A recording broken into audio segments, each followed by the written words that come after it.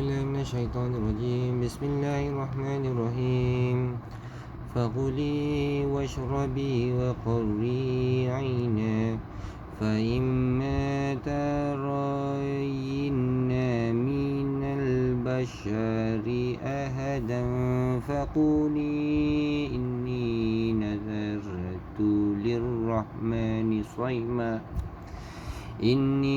نذرت للرحمن صيما فلن أكلم اليوم إنسيا فأتت به قومها تحمله قالوا يا مريم لقد جئت شيئا فريا يا أخت هارون ما كان أبوك امرأ سوء وما كانت أمك بغيا فأشارت إليه قالوا كيف نكلم من كان في المهد صبيا قال إني عبد الله آتاني الكتاب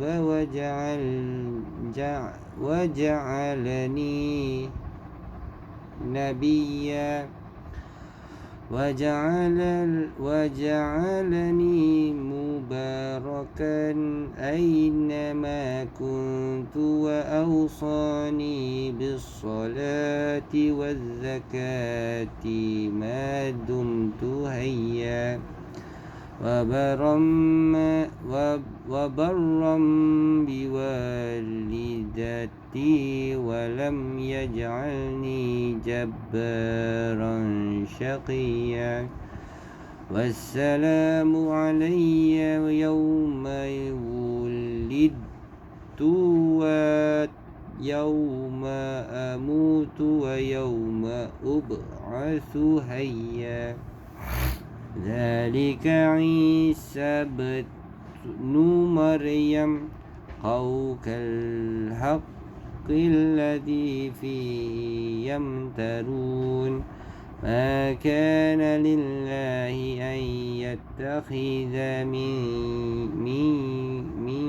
من ولد سبحانه إذا قضى أمرا فإنما يقول له كن فيكون وإن الله ربي وربكم فاعبدوه هذا صراط مستقيم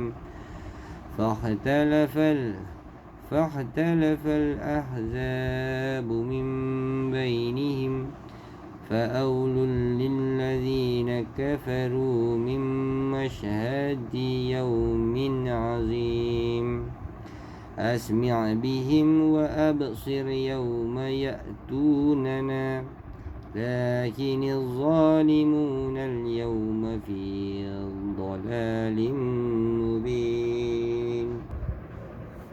Makan, minum dan bersenang hatilah engkau. Jika engkau melihat seorang, maka katakanlah, sesungguhnya aku telah bernazar berpuasa untuk Tuhan yang Maha Pemurah, maka aku tidak akan berbicara dengan siapa pun pada hari ini. Kemudian dia, Maryam, membawa bayi itu kepada kaumnya dengan menggendongnya. Maka kaumnya berkata, wahai Maryam, sesungguhnya engkau telah membawa sesuatu yang sangat mungkar. Wahai saudara perempuan Harun, Maryam, ayahmu bukan seorang yang buruk perangai dan ibumu bukan seorang penzina. Maka dia, Maryam, menunjuk kepada anaknya. Mereka berkata, bagaimana kami hendak berbicara dengan anak kecil yang masih dalam buayan? Dia, Isa, berkata, sesungguhnya aku hamba Allah. Dia memberiku kitab Injil dan dia menjadikan aku seorang nabi. Dan dia menjadikan aku seorang yang diberkati di mana sahaja aku berada. Dan dia memerintahkan kepada aku mendirikan solat dan menunaikan zakat selama aku hidup, dan berbakti kepada ibuku, dan dia tidak menjadikan aku seorang yang sombong lagi celaka. Dan kesejahteraan semoga dilimpahkan kepadaku pada hari kelahiranku, pada hari wafatku, dan pada hari yang aku dibangkitkan hidup kembali. Itulah Isa putra Maryam yang mengatakan perkataan yang sebenar yang mereka ragukan kebenarannya. Tidak patut bagi Allah mempunyai anak. Maha suci Allah, apabila dia hendak menetapkan sesuatu, maka dia hanya berkata kepadanya, jadilah. Maka jadilah sesuatu itu. Isa berkata, dan sesungguhnya Allah itu Tuhanku dan Tuhanmu, maka sembahlah dia. Ini adalah jalan yang lurus. Maka berselisihlah golongan-golongan yang ada di antara mereka, Yahudi dan Nasrani. Maka celakalah orang-orang kafir yang pada waktu menyaksikan hari yang agung. Alangkah tajamnya pendengaran mereka dan alangkah terangnya penglihatan mereka pada hari mereka datang kepada kami. Tetapi orang-orang yang zalim pada hari ini di dunia berada dalam kesesatan yang nyata. Maka dia Maryam menunjukkan kepada anaknya. Dia berkata, bagaimana kami akan bercakap dengan anak kecil yang masih dalam ayunan? Dia Isa berkata, sesungguhnya aku hamba Allah. Dia memberiku kitab Injil dan dia menjadikan aku seorang nabi. Dan dia menjadikan aku seorang yang diberkati dan yang sahaja aku berada. Dan dia memerintahkan kepada aku melaksanakan solat dan menunaikan zakat selama aku hidup. Surah Maryam 19:29-31.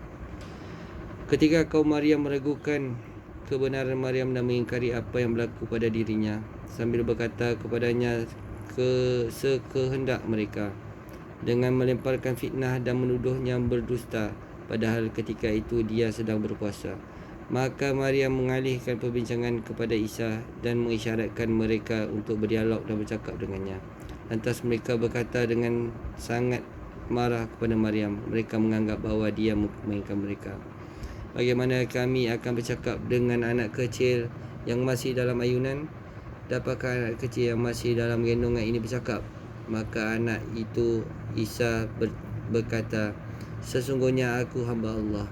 Kalimat pertama yang dia ucapkan ini ialah menyucikan Tuhannya dan membebaskannya daripada tuduhan memiliki anak, serta menetapkan bahawa dirinya beribadah kepada Allah.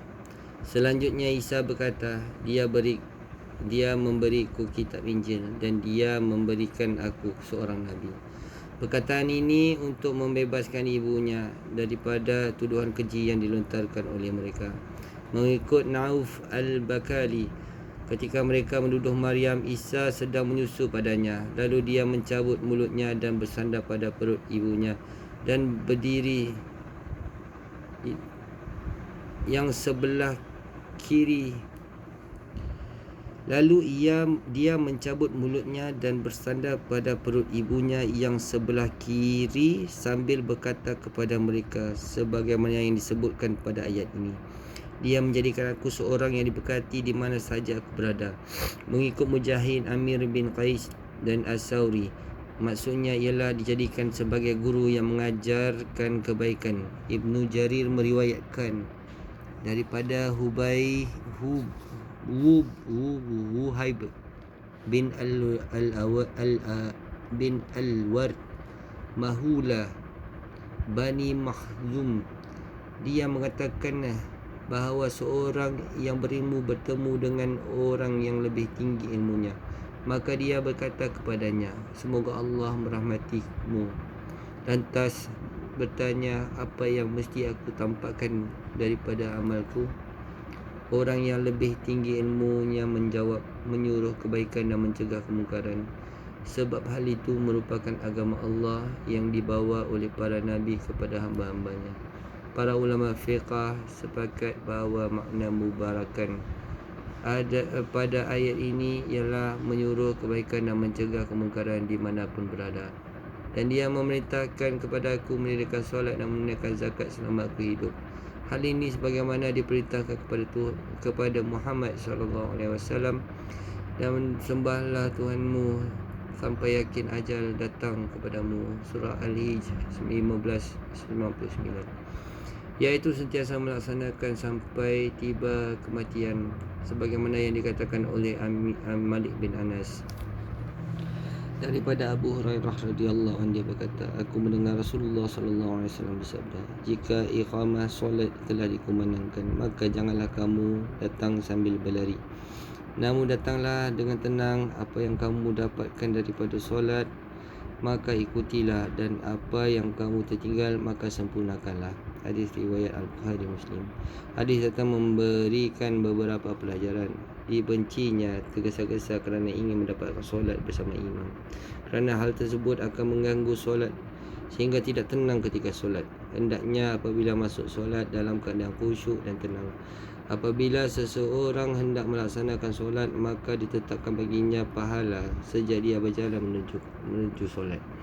Difahami daripada hadis tersebut, apabila seseorang solat bersama imam, maka itu awal solatnya, dan apabila ia datang dalam keadaan solat sedang ditegakkan, maka ia tertinggal. Tidak ada penyempurnaan dalam solat Jumaah melainkan bagi yang tertinggal solatnya. Daripada Ubadah bin As-Samit, dia berkata, aku pernah mendengar Rasulullah sallallahu alaihi wasallam bersabda, 5 kali solat dalam sehari semalam telah diwajibkan oleh Allah Subhanahu Wa Taala. Siapa yang menyempurnakan wuduknya, melaksanakan pada waktunya, menyempurnakan rukuk dan kekhusyukannya, maka dia berhak mendapat janji daripada Allah, iaitu dia akan mengampunkannya. Dan siapa yang tidak melakukannya solat 5 waktu, maka dia tidak memiliki janji kepada Allah. Jika Allah berkehendak, dia akan mengampunkannya, dan jika berkehendak, dia akan menyiksanya. Hadis riwayat Abu Daud. Daripada Anas bin Malik, dia berkata, telah diwajibkan kepada Nabi SAW di malam Isra untuk mendirikan solat sebanyak 50 kali. Kemudian bilangan tersebut dikurangkan hingga menjadi 5 kali.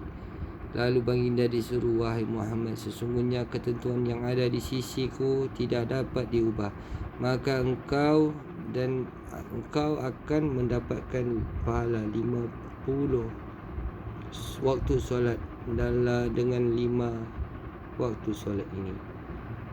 Hadis riwayat At-Tirmidzi. Sallallahu alaihi wasallam.